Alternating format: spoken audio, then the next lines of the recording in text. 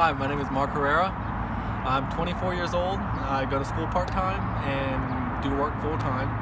All right, thank you, Mark, for volunteering for this project. I'm going to ask you to think back to your most stressful event and elaborate only the information that you're comfortable sharing. The most stressful event that happened in my life? Probably when, cliche enough, if my dog died. But I ended up finding him randomly, and one of my friends gave him to me because it was in pretty bad condition. His name was Gavin. He was a great dog, great find. He was cut up around the neck and everything from chains being all over him.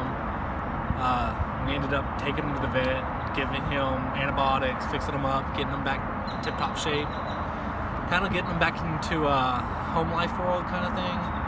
And I tried to rehome him several times. Haven't been able to, so I ended up keeping him. We ended up traveling a lot together, going places, and he ended up being a really big part of the family. And then what happened? What was the... I took him to the vet one day, and they gave him some kind of flea preventative called NexGard. They gave him way more than he was supposed to have, at a higher weight than he actually was, and he ended up having a lot of seizures that night and eventually passing away that night as well, which really just tore me up inside. Well, I'm sorry to hear that. During this time, do you remember the advice that you got from people during this situation, or who you went to? A lot of people, being coworkers, family, friends, would be just like, get over it kind of thing. Not really get over it, but like, it's gonna be okay. Time will heal all wounds, the cliche things.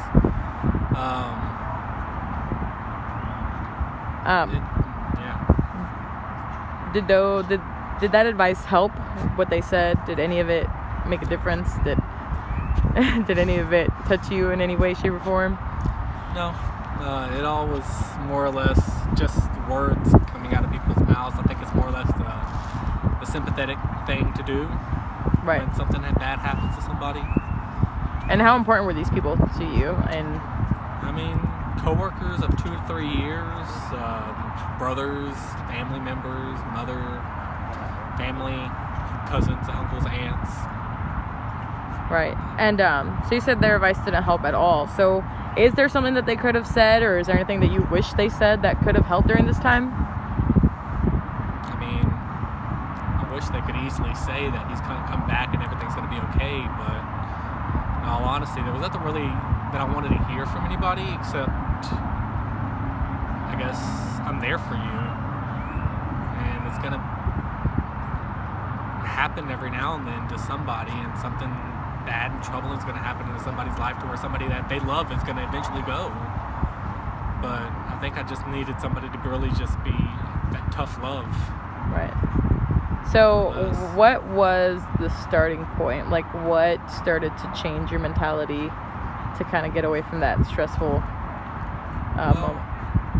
About a week after it happened and everybody's consoling me and doing their thing, my COO comes in, and she's been gone away for a whole month, but in New York for business trips. So she found out about what happened, and she is a huge dog lover. She saves dogs and everything, and she ended up coming in one day and was just like, "Hey, Mark, I heard what happened, and I'm not gonna say that it's gonna get any better, but it's definitely gonna hurt, and it's going to be some time until you actually get over it, but the hurt that you're feeling inside isn't really because you're sad at what happened. It's because you have all this love inside of you that you want to give to something, and you have nothing there. It's just an empty void that you have no love for. But it's not saying that not to get another dog. You need another dog. You need something to put that love towards. And that really hit home for me, to start picking up random strays and getting them back into home health conditions. Right. So would you say that she's kind of the main reason that... Oh, yeah. Yeah.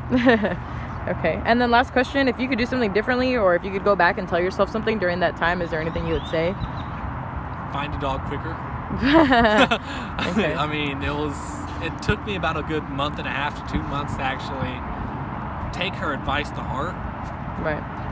I know it would have been a lot easier on me because it was a hard depression, but that's like losing a kid to me, or a brother or a family member, something that's been there stagnant in your life for a long time. And if I would have known to just go out and help another helpless dog, that would be a whole life change. I would have done that a lot quicker. That's awesome. Well, I'm sure you got a new dog afterwards, right? 4. There you go. All right. Well, thank you, Mark, for volunteering. It's my pleasure.